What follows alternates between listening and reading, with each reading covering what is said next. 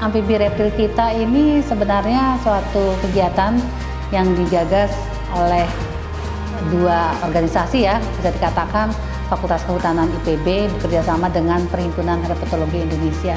Selama ini kami selalu bisa dikatakan sedih karena amfibi dan reptil itu tidak terlalu dikenal di Indonesia. Dan kami ingin memperkenalkan apa saja sih jenis-jenis yang ada di Indonesia dan juga mendorong supaya masyarakat itu juga mau mengkonservasi. Salah satunya juga mendorong mahasiswa untuk melakukan penelitian lebih banyak mengenai amfibi dan reptil yang ada di Indonesia. Jadi intinya itu, dan alhamdulillah kami mendapat dukungan dari National Geographic Foundation untuk kegiatan ini yang akan dilaksanakan di Bogor, kemudian di Bali, dan juga di Yogyakarta.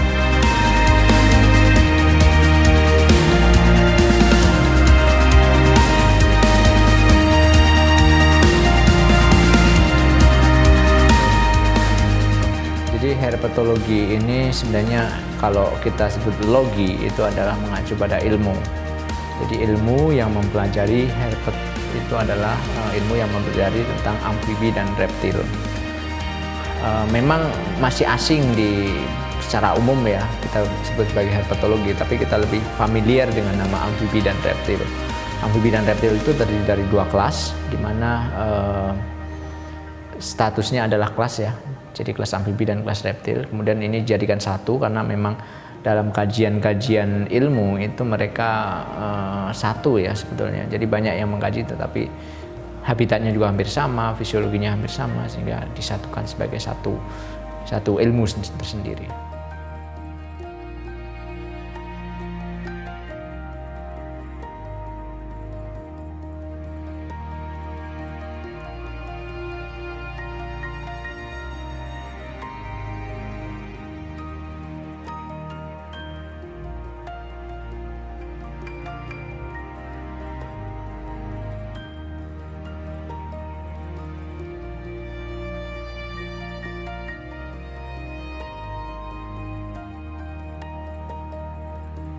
Ini gigitan ular itu bisa terjadi di mana saja, bisa terjadi di rumah, di tempat kerja, di tempat bermain, di tempat sekolah, atau di tempat-tempat yang kita tidak tahu. Saya pernah dapat gigitan ular itu istri dokter spesialis jantung saya di tempat tidurnya.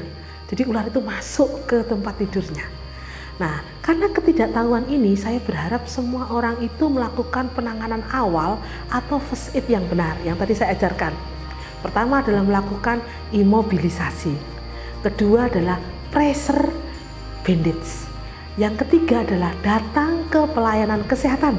Jadi jangan pergi ke tempat pengobatan tradisional, karena pasti akan tidak dilakukan penanganan sesuai dengan guideline WHO.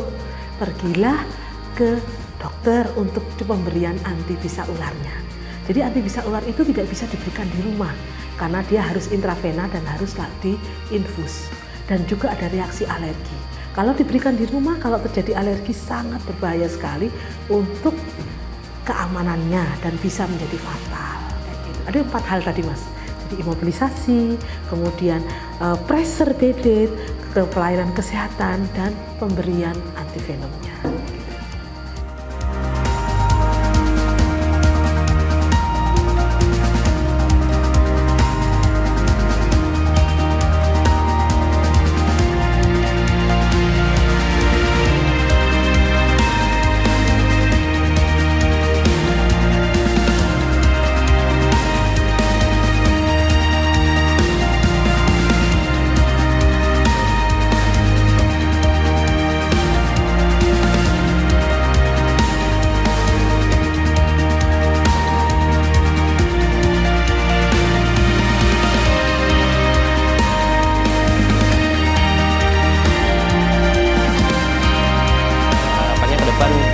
Bisa terus bergelut di dunia herpetologi ya, herpetofauna.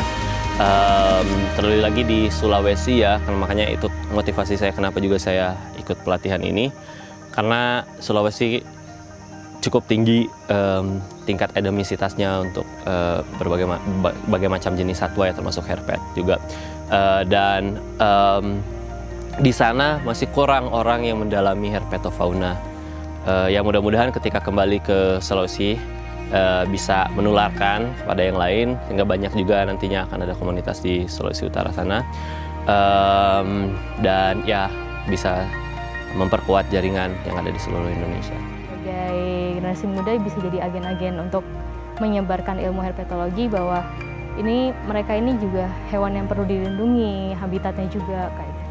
Karena memang tujuan saya masih sama untuk mempelajari herpetofaunanya di kajian biologinya, dari taksonominya, seperti itu.